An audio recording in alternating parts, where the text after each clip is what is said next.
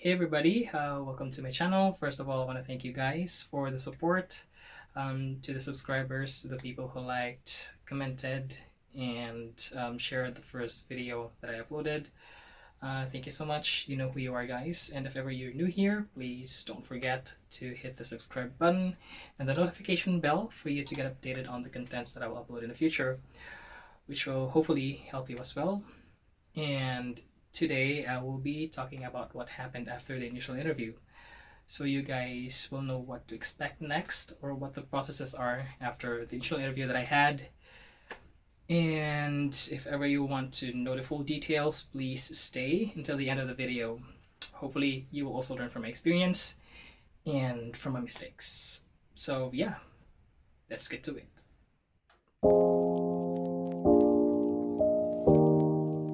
So, after the initial interview, guys, I got scheduled for a final interview, and I think they sent the invitation the same day. But unfortunately, I wasn't able to take a video of myself doing the final interview. But to give you guys an idea of how it went, the questions were more geared towards how you'd probably be like as a virtual assistant. Questions like, um, how you keep your tasks organized, or what is your approach when you know you get to do things you've never done before. Questions like that. And based on my experience, it was more like a casual conversation for me. I didn't feel any pressure because also the person I was speaking with, I think it was an account manager or team lead. He was very accommodating, chill. It was just like I was having a conversation with someone, like someone close, someone I know. So yeah, and luckily I passed the final interview, and I think it was after a couple of days that they sent me an email with everything that I had to comply for me to get introduced to the training. And um, one of those requirements was the COE, or Certificate of Employment, and it had to be submitted within 24 hours. Unfortunately, I didn't have the copy of my COE yet that time. And by the way, guys, this is how they defined COE.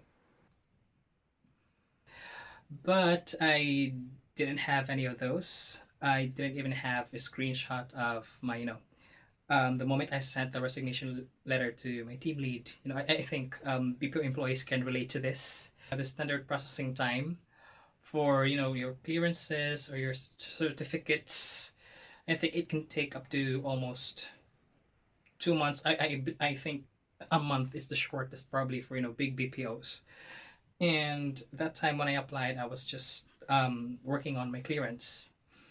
And technically, I'm not part of the company anymore, so all of my logins were deactivated. But even though that was the case, guys, I still sent Virtudesk an email regarding my concern, and they were actually very responsive. So they gave me another week.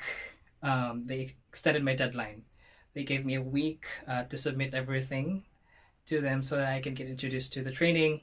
So I had to chase my previous company again with the COE. But unfortunately, you just can't, not everything that you ask, you will get. So I got a little bit depressed. I, you know, was blaming myself because it was all my fault. I didn't secure any proof of my separation with my previous company. So I stopped checking my email because I just, was just sad. I didn't want to, um, it was one way for me of handling my frustration with the situation that I was dealing. So when I, checked back, they actually gave me another week of extension, and I was happy. I was glad, but there was just no hope of getting any proof of separation with them. Actually, my COE arrived after I think 3 months. Oh yeah, almost 3 months. So it was too late. But of course, guys, life. We have to move on, or we have to move forward. And with that, I decided to apply to Careers at Magic. It was probably one of the best things that I've done the past year. Probably one of the best decisions that I've made applying to them. But if you would like me to create a content or a video about my experience with them, just comment down below, and I'd be happy to do that for you guys. So yeah, to cut the long story short, I was not able to make it to the training. But if only I had the chance, I would have pushed through. I was really interested with them because it's not every time that you get to find an agency who's really interested with your application. Imagine, guys, um, they gave me 24 hours for the documents to submit, um, and they actually extended that up to 2 weeks. So that for me is already a green flag for that agency. But again, um, I didn't have any control over the situation. I was to blame for that. It was all my fault because yeah, as I said, it all boils down to the COE thing. I hope you were able to learn something from my experience, guys. So if you're planning to apply to agencies, I think that it's better to secure a COE. But I'm not saying that all agencies have the same policies in terms of um, submitting requirements. But it's better to be safe or better to be prepared than be sorry. So I guess that's it for this video, guys. And if you're still here watching, thank you so much.